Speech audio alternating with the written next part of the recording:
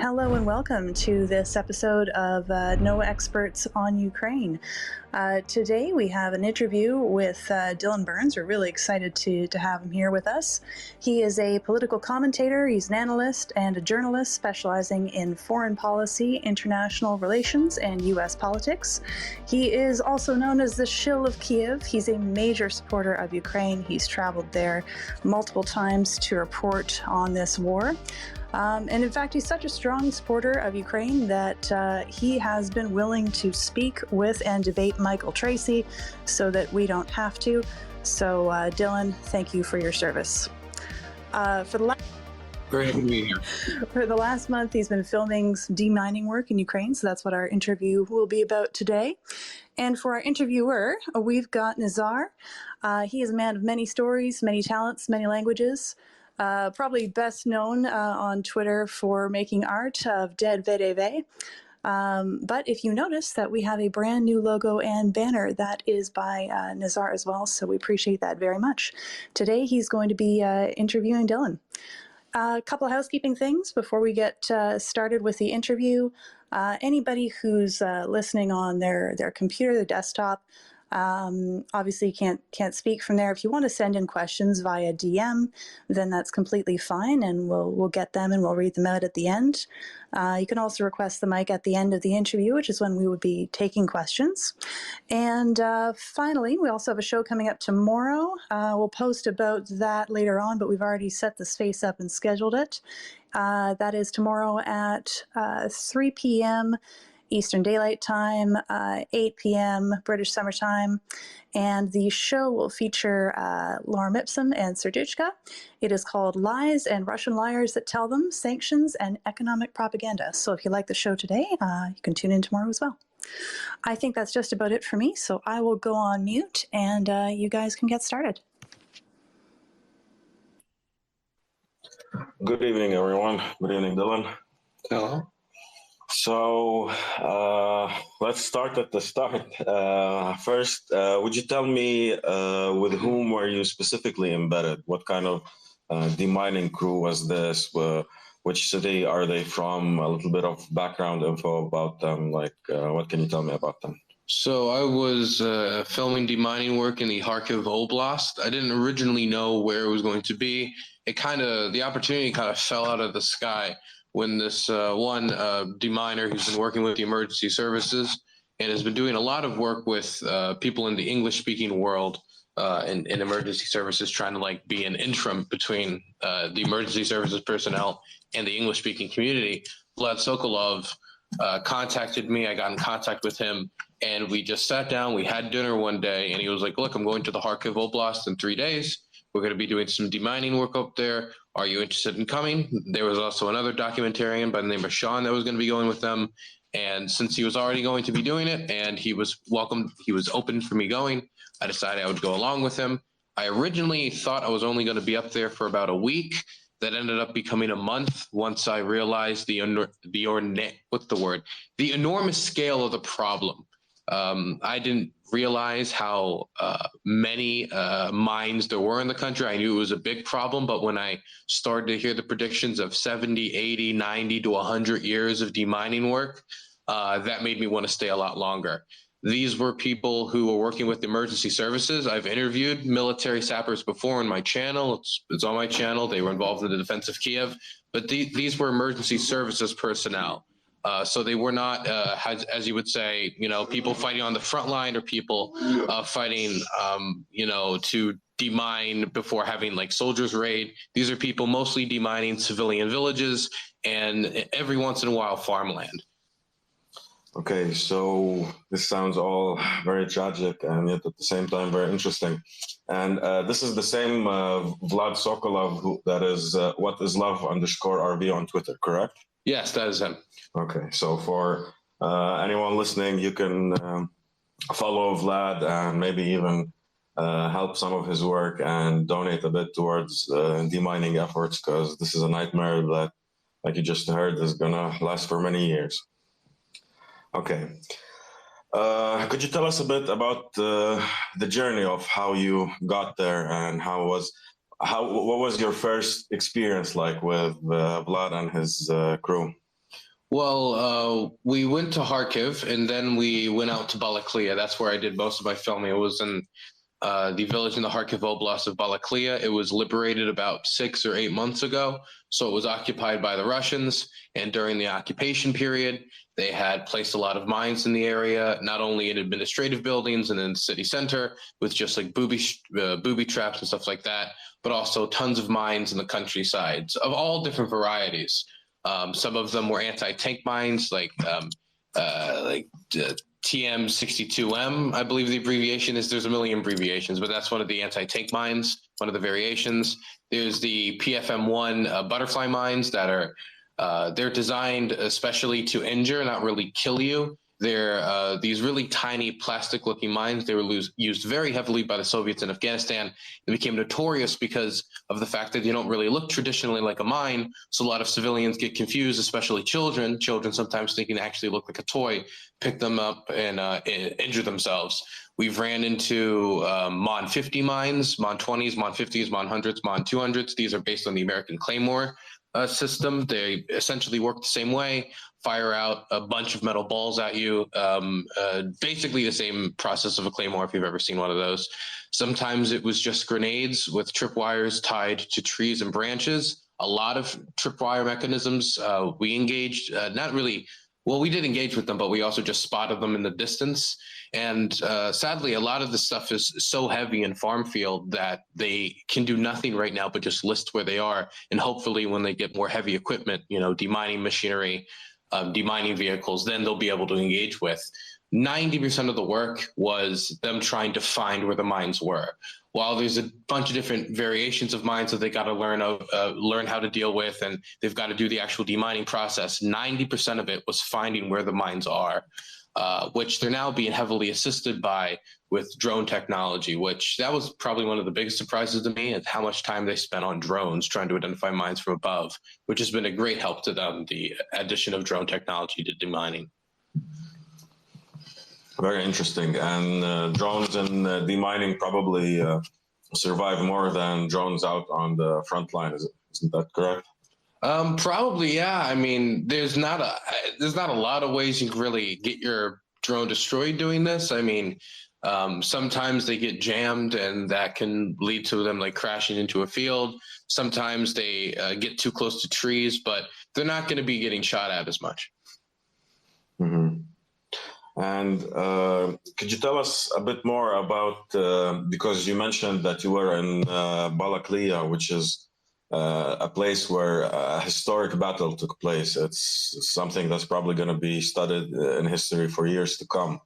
It's the spot where the Ukrainian armed forces broke through the Russian lines in the Kharkiv Oblast during the counterattack in 2022. And I can imagine it must have been so chaotic there. Could you describe a bit of how it was now and going there in those places with demining crews and in a place that's probably very dangerous and still dangerous? People seem largely to be living their everyday lives. There's not a lot of talk of the Russian occupation or what it was like.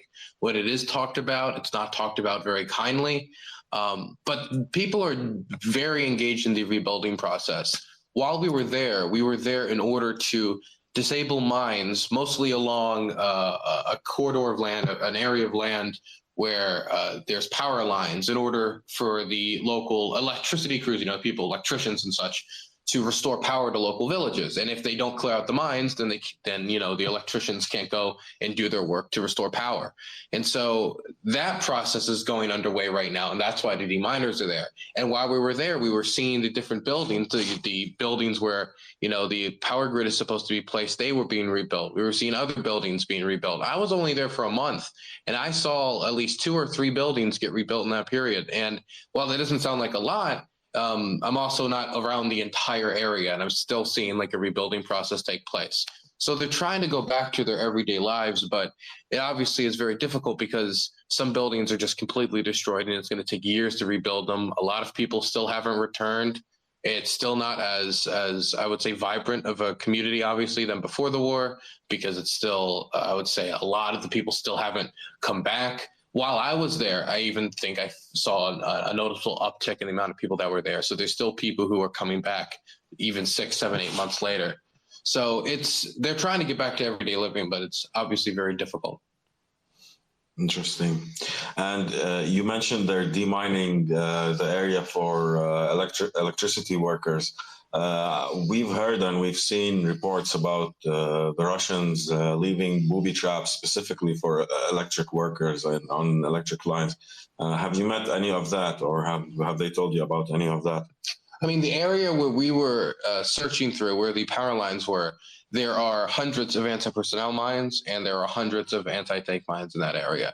And I have seen them disable, and I actually posted GoPro footage of it today, of anti-personnel mines very close to where the power lines are. I've seen them have to do controlled detonations near the power lines. So there were definitely these placed in locations where electricity workers are going to be working, where these people who, keep the civilian infrastructure afloat are going to be working. But it's impossible for me to say if they were placed with the intention of killing those workers or if they were placed with the intention of killing said soldiers in a counterattack. But where they were placed, no matter what, they were eventually going to engage with civilian personnel. And that was not a consideration, I think, that was taken when those bombs were placed, when those mines were placed. Okay, understood. Now, speaking of intentions, do the demining crews ever develop some kind of weird relationship with the miners that were putting these mines? How do they start understanding each other's mentality, so to speak? If you understand my question. One of the people I interviewed, I had some sit-down one-on-one interview sessions with some of the deminers. I want to get more of them if I can in the near future. But one of the people I interviewed was by the name of Vlad, different Vlad than Vlad Sokolov. And he's been doing this since the mid 2010s. So compared to the rest of the deminers that I've met, many of them who've only had a month of training. Before the war, 6 months was the average amount of time they would have to train. Now it's a 1 month crash course, a very small amount of time, relatively speaking. When I talked to him about this very idea, what do they think of the people the Russians that are laying the mines? They called them hunters. And then he described laying mines almost like an art form. He said that in a way, the very creative minded people who are out there, people who are more artistically minded, they will be able to do a 10 times better job than the average Russian deminer if they use their head. And he started talking about how a smart mine layer, not somebody who's just known the basics, what they would go out there and do is once they've laid a mine down, they're going to stand in the spot where they've laid the mine. They're going to look around and they're going to think, if somebody set off this mine and they had to run away or jump off or they were trying to demine it, where would they stand? Where would they sit? Where would they run to? And then they go to those spots and they lay booby traps there as well. And so they're looking at it like they're laying like an intricate, I don't want to say art piece, but that's how it was described to me, an intricate trap. And the deminer has to play this cat and mouse game back and forth with them as the mine layer thinks of new tricks and new ways to lay explosives, lay bombs, make booby traps. The deminer has to go out there and learn these tricks and learn counters to these tricks and maybe try to innovate in the field of demining with drones. And people talk about ground penetrating radar all the time now, or other neat trinkets or tools in order to, counter the mine layer. And so it was very much described to me as a cat and mouse game. That's a very poetic way to handle such a horrible situation. Looking at it as an art form. Speaking of which, have you picked up any new technical terms, or has your understanding of mines and the whole technical aspect of this grown after this trip? Well, yes, I can tell you that I certainly know now that I do not want to step on any mine. But for real, I'm very bad when it comes to engineering and specifics. And so a lot of the stuff they explain to me, I have to ask again and again and again. I posted some GoPro footage on my Twitter today of a Mod 50 mine being disabled, and I had to have them run me through it like 3 or 4 times for me to get it. But I know more of the basic processes of how these are done. Not that I know how to do them myself. I know more of the abbreviations now. I know, the differences between a lot of the older Soviet gear and some of the newer stuff that's being produced. But honestly, this is such a wide field with so much information. I feel like I want to go back there and do another month to try to even soak up more before I even feel like I can talk about this in front of maybe even a larger audience. And honestly, the thing that shocks me so much is, considering I've only been able to soak up so much information in the month I live with these people, it shocks me that they only get a month before they do it themselves. I live with them a month. I try to pick up as much information as possible. Obviously, I'm not going through the training course as well, but I try to pick up as much as I can. And in the same period of time I spent with them, that's as long as their average crash course before they actually have to go out and do it themselves. They have to do this under an extremely small time zone, as they're trying to add more and more recruits to the demining program, because this is a humanitarian catastrophe that they can't really wait any longer. They have to get people out there now. That's very interesting. Here's a bit of a side question. You've talked about how you've spent like an entire month with these people, and living in a war zone amplifies everything, emotions, feelings. What was your personal experience like living with these people, and like the personal, interpersonal experience between you? There's always a problem because I don't speak Ukrainian. It's something I'm trying to work on, but I was never good at learning languages as a kid or now. So I would try to have as much conversation as I could. I tried as much as I can to have like personal conversation translated as well. A lot of it, honestly, getting close to them was drinking, if I'm being completely frank with you. They did drink a lot.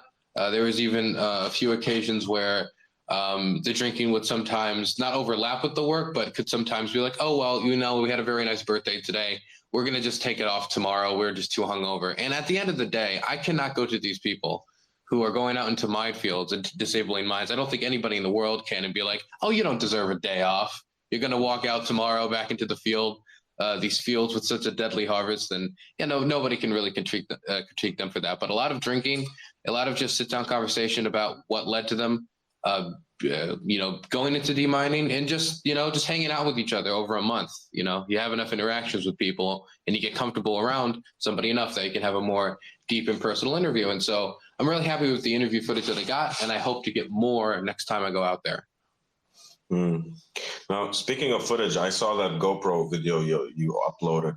It was very scary. I don't know, like I was watching every second of it, and it felt it was me walking over that tripwire trying to find where it begins, where it ends.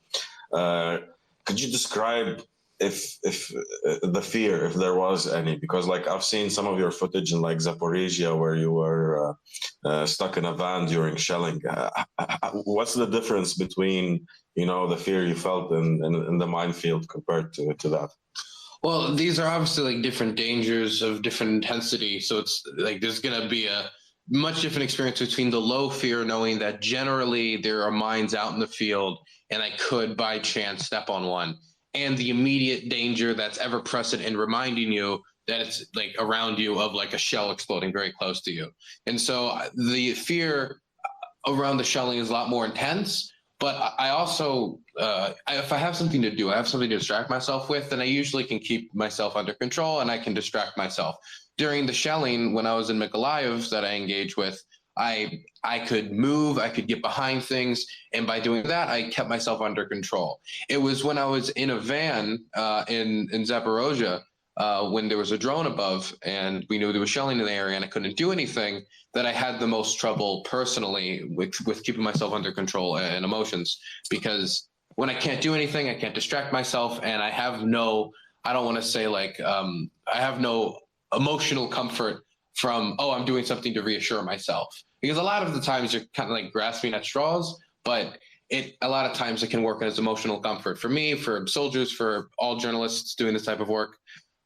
So I would say in the minefield, I can look at the ground, I can follow other people's paths who are walking in front of me. I can look for different markers that say, this is a clear path, this is not a clear path. And by doing those things, I could reassure myself. Of course, every once in a while, there would be an explosion in the distance. Sometimes it would be so far away, you have no clue what it was. Sometimes it's close enough that you can feel it in the ground, or maybe even feel the air. feel in your chest. And so those would happen, and they would remind you of that ever presence of, danger. But besides that, it was always, distracting myself with making sure I'm following the proper procedure, and then I'm not being too risky and trying to get decent photos. Interesting. You've been with the demining crew for a month. Could you take us through like a day of their work? How would it begin? How would they wake up? Would they have coffee? What kind of team dynamic was it? Were they professional, or were they more like a family or friends? So we'd usually wake up around 8 a.m. I had a god awful schedule where I would stream at night to keep myself fed, and then I would film with them in the daytime. So I had a very small amount of time to sleep, but we would all wake up at about 8 a.m. We would get coffee from about 8 a.m. to 8:30 a.m. Everybody gets dressed, everybody gets ready, and then the teams split up. Some teams will go out and do the actual with mine detectors out in the fields doing demining work near the power lines.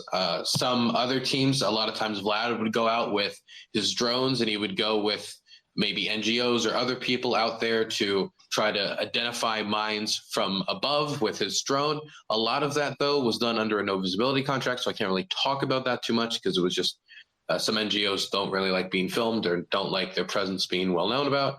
The good people, though, just weird contract stuff. And then we would film for possibly 3 to 4 hours, or sometimes 7 to 8 hours, depending on how much demining is going to be done. Some, on a rare occasions, maybe they'll take out a demining vehicle. I only was able to film them taking one demining vehicle out once. And so that was usually the regular day. When they're out in the field, it's 80 to 90% them sweeping and them trying to actually detect it. 90% searching, 5% maybe actual demining, like the actual process of disabling a mine. Mm. Were they successful in finding mines every day, or were there days where they just didn't find anything? Oh, most days they were successful. I mean, sometimes I would be with the team that only finds maybe like 1, maybe 2. But in the region around Balaclava, in that general area, they are always finding stuff every day. Even if it was just identifying it from above and being like, okay, we know where that is, we're going to deal with it another day. I mean, sometimes with the drones, they would identify like 180 mines a day from above. It's getting better and better because they're using a lot of new kind of like drone technology in a way that this type of stuff was not used for demining until very recently in the history of demining. And so this has rapidly sped up the process of identifying where the mines are, which again is 90% of the work, which is why it's so useful. And that's also why I'm so somewhat passionate about this and so hopeful, is because I can see the improvements coming from a mile away as I see people talking about these 2 new technologies on the ground of not only using drones to identify where these different mines are, but getting these drones pre-programmed with grids to go around entire fields, make giant maps of them, so then you can identify an entire field with all of the mines that are not under the soil. There's still other work you have to do with possibly developing ground-penetrating radar more, having to identify the stuff that is not visible from above, but it can really, really, I think, shave down the years of the catastrophic current estimate of like 70 to 100 years of demining work. Interesting.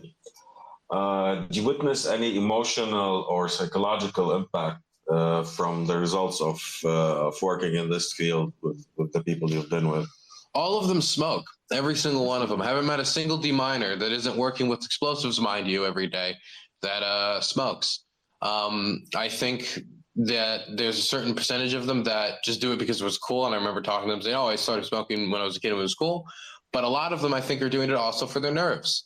That something to distract themselves. The nicotine helps a tiny bit. I think I could tell when there was an explosion, there would be like a kind of a moment of silence, and you would see people kind of maybe like glossy-eyed, maybe not really glossy-eyed, but like stare into the distance, like, thinking to themselves of what was that? Maybe like going through some personal thoughts, but it's very difficult because people don't really want to sit down and talk about how much they're going through personally or how it's psychologically affecting them. I was asking about the type of psychological help that they get. I don't think I know anybody there who's really pursuing that type of psychological help. I think that there might be some instances, it was impossible to really tell, and of course would never say specifics, of people possibly dealing with their emotions through drinking, but that's something I've noticed throughout a lot throughout the Ukrainian military and just throughout the country generally anyway. No different than anywhere else.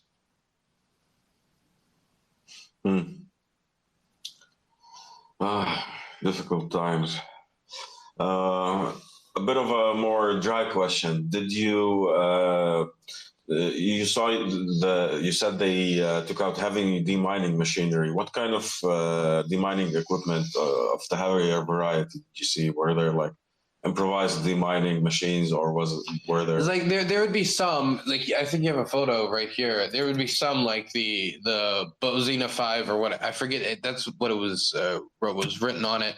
One of the more professional demining vehicles that are made for this type of work. Heavily armored, is going to dig down deep into the ground to not only take out like the PFMM ones that are just on the surface, but also stuff that's on the ground. And then there's like just tractors that they've basically taken the equivalent of like a giant lint roller, put on the back of it, and they said it's a demining vehicle, and they roll it around. And that stuff works for like very surface level mines, even if it's not as safe as the better armored variants. But it's also not going to deal with the giant fields of mines, definitely anti-tank mines and other dangers that are throughout the fields. And it's not particularly safe for the user as well. They're a lot cheaper, but they need the more expensive, the heftier equipment. They're getting like, I think 4 more anti-mine demining vehicles from the Warren Buffett Foundation. I remember seeing that recently in the news. Oh, this was them? No, this wasn't them. No, but I know that they're getting some more demining vehicles, but they need hundreds more, not like 1, 2, 3, 4 more. And honestly, we would be talking about thousands more to try to speed up this process a lot more if we didn't already have a giant labor shortage when it came to the demining teams. Like there's just not enough to deal with all the stuff that's going on in the country. Interesting. When is an area considered demined? When do they, call it, okay, this is done? Do you have an idea how that works? I think it's going to vary very much team for team. If I know how it was when I was in the area, is they'd have one guy run over it with a metal detector and a poker. And after probably most likely having a drone go through it, then they would have a second guy go through it, and then they would put up some markers saying, okay, this is a clear enough path. And that was at the point where I could walk on it comfortably. Now, do I think at that point they're encouraging local civilians to go run in that field, everything's okay? Probably not. But that's the point where they felt comfortable allowing me on that territory. And I would assume after a few more checks, maybe a few more walkovers, and having them themselves walk through it enough, eventually they would open it up to the public some point past that. I don't know the exact point though that they say, okay, this is enough. You've ran it over 7 times instead of 8, instead of 6 times. It's okay to open up to the public. I don't know the exact number. Interesting. And speaking of the public, what was the relationship between the locals and the demining crews now? I mean, probably everyone is like very, yay, way to go, guys. Thank you. You're demining. Not a lot of pro-mine people out here. But have you seen the cases where the people are like, oh, what do you mean we can't go there? We want to go like pick mushrooms or whatever. There are some conflicts with the locals, but it's not like conflicts where they're angry at the demining crews necessarily. It's usually conflicts where they're angry at the bureaucracy so they can access the demining crews. There were multiple instances I know where locals would stop them on the side of the road and they would be like, hey, we think there's mines in our backyard, or we're scared there's mines in our backyard. Can you go check it? And they're like, well, technically, you need to do this and you need to file this in order for that to happen. On some occasions, they would be like, okay, we'll go do it themselves. But I've also seen on other occasions, depending on who's in charge of the specific demining mission, well, they will stop and they'll be like, okay, we'll check your backyard. And then they'll find 4 to 5 anti-tank mines like 200 feet from the person's porch. And I recorded an instance like that. And those things are really dangerous. That week when we were down there, we were filming, they actually lost 2 people and 3 others to injuries from a tank trap very similar to that, where they had 5 TM62Ms. I think it was T62Ms stacked on top of each other. I think I'm getting the tank and the mine. I keep getting it confused. I hate the abbreviations. TM62Ms. Yes. Yeah.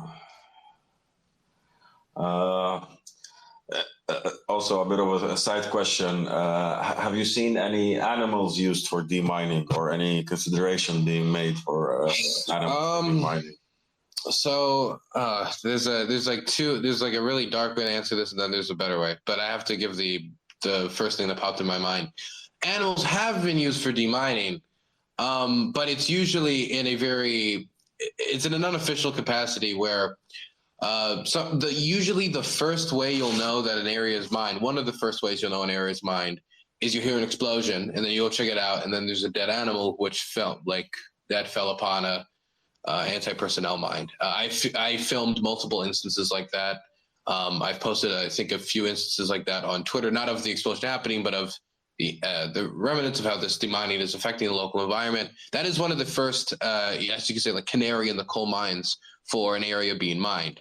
As for what the actual being used specifically by the miners, I've heard discussion about that. I've heard them talking about it. I haven't seen it, but it is something that I know that at least Vlad was interested in. I don't know if they're talking about it in an official capacity, because one of the main issues that I ran into, and this has been the case when I talk to military recruiters, this has been the case when I talk to anybody in the military, it's the bureaucracy, where they have to usually use a lot of these new tools or things that assist them unofficially, because if they were trying to get all these certifications through the official processes, it would take a year to 2 years. And so a lot of people have to fundraise outside the official channels of the government in order to use these kind of unofficial approved tools or unofficial approved methods that would take possibly years to approve and use within the ministry. And many government officials in the ministry know that this is the process, and they basically give it the thumbs up. Mm-hmm. A bit of a personal question. What motivated you to go film with demining crews? I mean, it's dangerous. It's not something most media try to focus on. Everything is about counteroffensives and big battles. Why did you go and film demining crews? There's really no material, especially in the Western speaking press, about deminers. And everything that I do see is usually not in the English-speaking press. It's in the Ukrainian-speaking press, and it's usually just articles. There's no long-form sit-down interviews. If there are interviews, it's like 2 minutes on film. There's no process of like, hey, here's actually what it looks like to demine. Here's some footage of them doing it, just some GoPro footage, which while might be difficult access to get, it isn't the most difficult process to actually film. It would just be, here's a GoPro, show me how you do your job. Talking to these people about their emotions, living them with a few days so you can get close enough to them so you can ask these closer questions. This is stuff that takes a lot of time to do, and I think a lot of the more mainstream outlets are not interested in it because the search algorithm for deminer is not nearly as good as the search algorithm for Bakhmut. And so they ignore some of these more important stories that are going to be important for 70, 80, 90, 100 years from now. Not saying Bakhmut isn't important, but we're going to be doing demining 100 years from now. The Battle of Bakhmut's not going to last 100 years. Hopefully not. Hopefully not. No, at the speed how the Russians are doing it, maybe. Did you meet any international demining crews or transnational mining crews? I met some people in an NGO with a no visibility contract. Can't talk about it much, but there were like British people, there were Australian people, there were people from the United States. I know that Tip of the Spear under, I think it's Ryan Henderson, is doing demining work as well, and he's doing it with a lot of international volunteers as well. I've talked to other demining crews in the Kiev Oblast just for like sit down conversations off camera. There seems to be a genuine interest from the international demining community to get involved in Ukraine, and real passion from them. But again, it's not nearly on a wide enough scale when it comes to funding and resources to start shaving down these numbers seriously. And that's why it still needs more attention, because while all of these individuals coming over here and doing demining work on an individual basis is fantastic, we need wider, more institutional support for demining. I do not think charity is going to do enough on its own, or even NGOs are going to do enough on their own. I think there needs to be wider government funding from Ukraine's allies, to be completely honest. Mm-hmm. A bit of a boring question. I've been looking at photographs you've posted from this embed. You're looking at my secret photo folder. Maybe. What was it like from a technical aspect? Was it easy filming with them? Did you have like limitations when certain things would happen? What was that? It could be very frustrating at times, because there was the balance where there was this ongoing fight where I wanted to get the best shots possible, and they wanted to make sure that I didn't blow up. And it was a very hard fight between them making sure I don't blow up and me trying to get good shots. But I tried my best. A lot of times, though, I would be too far away to get a good enough shot. I would not be able to focus in on their face or different emotional, more like personal shots that I wanted. And so that was extremely frustrating. I also know it was frustrating that for me to have a lot of last-second cancellations. It was also very frustrating for me to sometimes have to deal with what sometimes felt like an equipment shortage on my part, because I didn't realize the weather was going to be as bad as it was going to be those filming days I had, but I made do with what I had. Okay. But the main problem was always like I wanted to be closer to where everything was happening, but for safety reasons, I could only get as close as I could. And I was hoping throughout my time there that by me getting closer, I'd be able to get closer. And by the end, I feel like I was able to get closer for better shots. Was there stuff that you weren't allowed to film? Were there those kinds of limitations? Like, no, you can't film this. You can't have the Russians know we have this kind of thing. Yeah, and sometimes it was silly, where at first I'd be told this is really important that we don't film here. And then afterwards I find out, well, actually, it's not really being used for anything. And the Russians used to have it as a base. So I already know that the Russians knew what it was, but it was just like an official procedure. It wasn't really to keep anything safe. And now I missed what would have been some really good footage because just because of official procedure, not because it's actually endangering somebody. Other times, and this was a really big problem midway through the documentary, we would be working with NGOs that have no visibility contracts, meaning I can't film or publish anything that they're in. So there would be entire demining missions where I can't really use any of the footage because half the people there have a no visibility contract. So it's almost impossible to film shots. And so I would have to go with separate demining teams or just basically decide, you know what, I'm taking the day off because there's no visibility contract people the whole day. So can't film anything anyway. I need some sleep. Understandable. Now, I've asked you about this before, but have you noticed how beautiful Ukraine is on your trips, even in these difficult times and in these very difficult situations? Oh, it fills my eyes with sparkle, mystic, and wonder, man. I feel the magic of Ukraine. Because truly, I'm looking at some of these photos, and if you dissociate yourself a bit, that this is demining happening, it just looks like a beautiful photograph of a beautiful landscape, which leads to my question: what kind of environmental damage have you seen happen because of mines and because of the consequences of everything that's happened? Day 8 on my demining footage, one of my folders marked day 8 because it was my 8th day in the minefields. Shocker. I had a lot of fun shooting that day, even though obviously I was still shooting in minefields. But it was such a beautiful day. We were at the top of a beautiful valley. The clouds were beautiful. The sun was beautiful, and it was very strange to see like partially bombed out villages or partially destroyed homes and people in gear trying to deal with PFM1 butterfly mines, which are some of the most insidious, disgusting weapons of war I've personally seen in this war, and it was hideous when it was used in Afghanistan. It was hideous when it's used now, but it's also just the most beautiful day, and it's on a beautiful backdrop. And so I thought I really spent my time taking as many photos as possible that day because I wanted to kind of capture the difference between the just disgustingness of the scenario but the beauty of the setting of exactly what's being fought over. But for the environmental damage, I mean, there are forests that you just want to I think I could talk about like all the like there's these many cluster bombs like dropped in these many fields and farms that are no longer used, and I could do that endlessly. But I'm going to concentrate on something that I haven't seen the press talk about as much.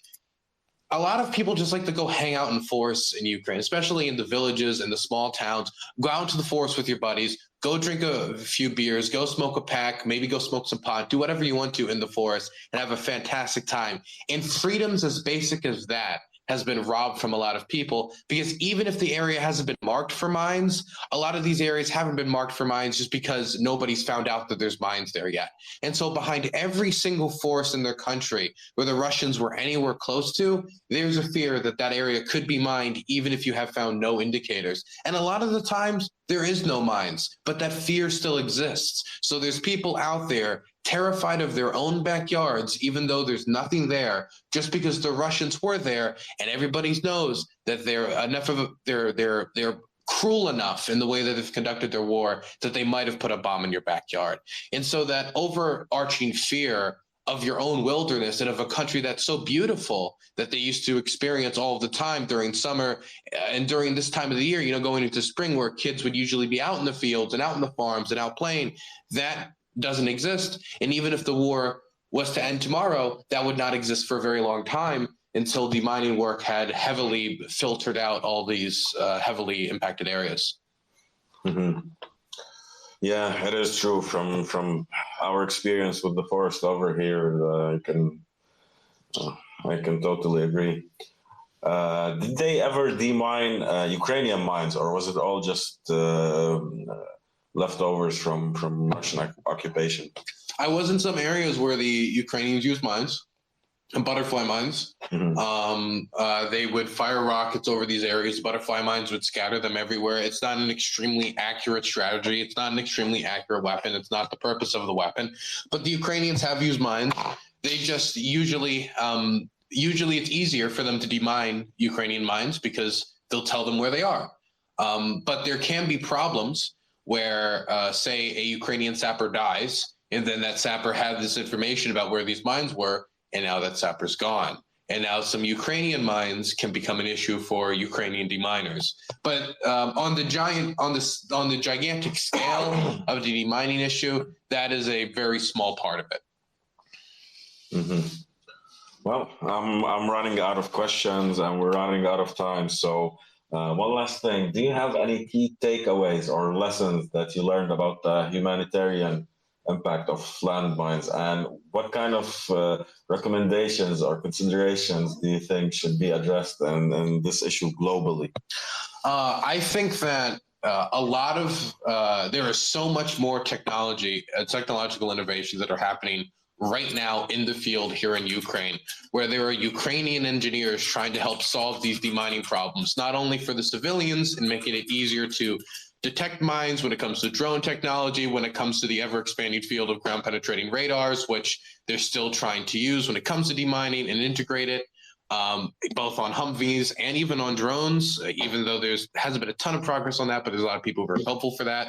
Whether it be in any of these ways, this field needs a lot of R&D research, I believe, as well. And there are a lot of people who want to do this work, who are willing to do this work, who have experience with this work for years, not only in Ukraine, but around the world. It just needs the funding necessary to do it. It needs the international capital backing that. I don't think that a lot of people are interested in giving it. While ending the war is one step to stopping this problem, and winning the war is one step to stopping this problem, so there's no mines being added, this problem is going to be here for 70 to 100 years if conditions don't change. And I don't like the idea of people being born right now, dying 90 years from now, of an issue that we're producing before. A lot of times many of these people are going to be born, where people are going to be born after this war was won, and they're dying from bombs before the war. It's obscene. Well, Dylan, it's Martini Tower piping back up again. Thank you so much. This has been a fantastic interview. It's fascinating. Welcome on any time. Now, I only have a couple more minutes before I turn into a pumpkin and have to go back to work, but do you have a couple minutes to maybe take some questions from the audience? Sure, yeah, that'd be Okay, fine. so we've got, I know that Big Sack wants to ask you one, so I've made him a speaker already, and I'll be looking around for other requests and DMs while he does that. So, Sack, you go ahead whenever you like. Hey Dylan, sorry if my audio quality is a little weird. I'm outside on a smoke break at work, but yeah. My one question is, do you have a situation that you've encountered in Ukraine that you could define as terrifying or among that, like with a high pucker factor? Could you just tell us about that? Sorry, I can't formulate my question. Have I ever encountered something terrifying while in Ukraine? Yeah. What's the scariest situation you've been in? I guess I should have asked it that way. Probably the war. But no, the serious thing answer to that question. The thing that I think honestly scared me the most, it wasn't the shelling in Mykolaiv, which I think is often talked about the most when people talk about like scary Dylan Burns or whatever moments. It was probably my first time going to the front line because I had never had experience going to the front line of a war before in Zaporozhye during my first trip here.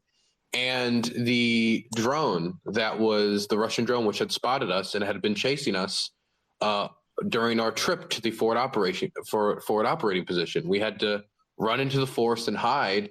And during those periods where we were driving around trying to just literally drive away from a drone, I couldn't do anything. All I could do was sit there and just kind of hope that this wasn't an armed drone, that this drone wasn't already armed and ready to take me out in any moment, or that it didn't already give our position to Russian artillerymen and that we're going to have shells falling around us, because most of the footage, as everyone has seen, of people dying in Ukraine is of them in vehicles going kablooey. And we were in the equivalent of what was a soccer mom van painted green, not with the strongest armor. So if we were hit with anything, we were done. So not having any control over whether or not I can kind of increase my odds, even if I'm just grasping at straws.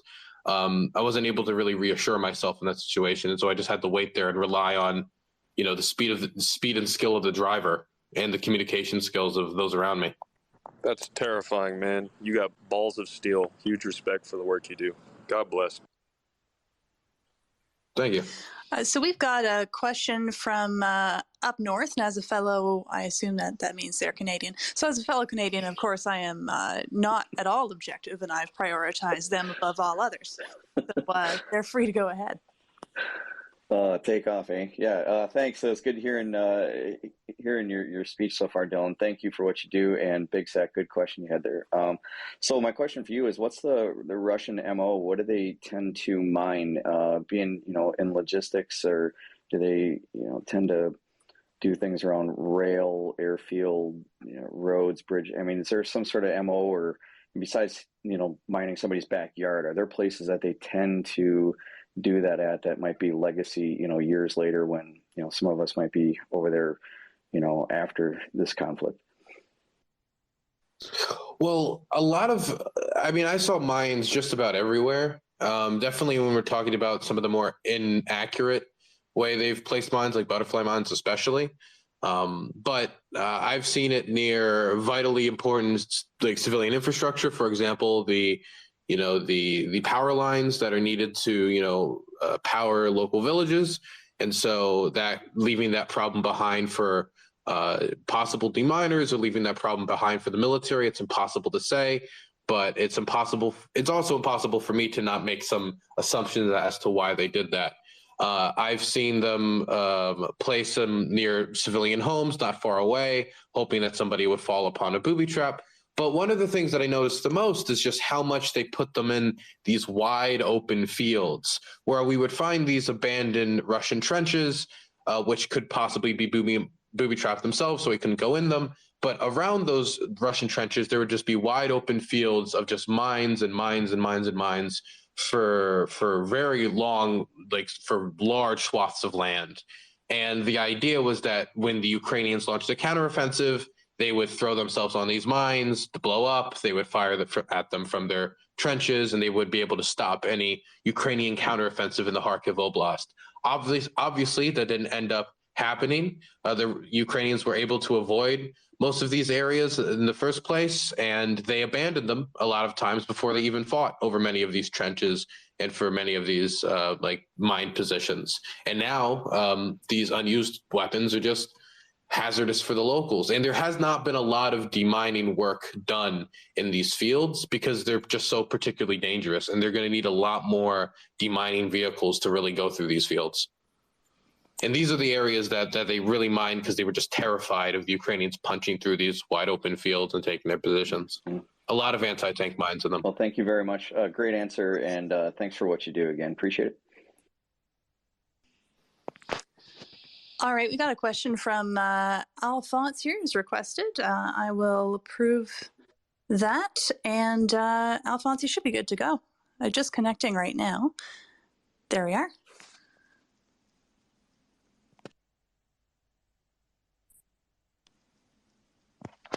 Alphonse, your mic is muted. Can you unmute to ask your question?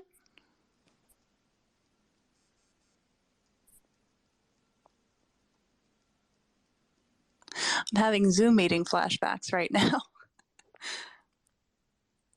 Okay, well, while Alphonse is figuring that out, I actually have a question for Dylan. This is from Snidely.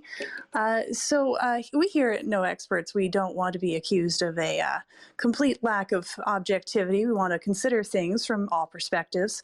So I wanted to bring up the somewhat unusual Russian tactic of apparently deliberately running over mines with their tanks, with the crews inside, in order to demine an area. Dylan, would you recommend that they continue to do this? Absolutely. Look, I believe that, Putin, he said he was here for a humanitarian mission. And if he wants to, copy the German Wehrmacht in Denmark in the late 1940s, I have no problem with that whatsoever. I think that's a brave humanitarian mission for the Russians. Oh, fantastic. Yeah, I would agree with that, I would think.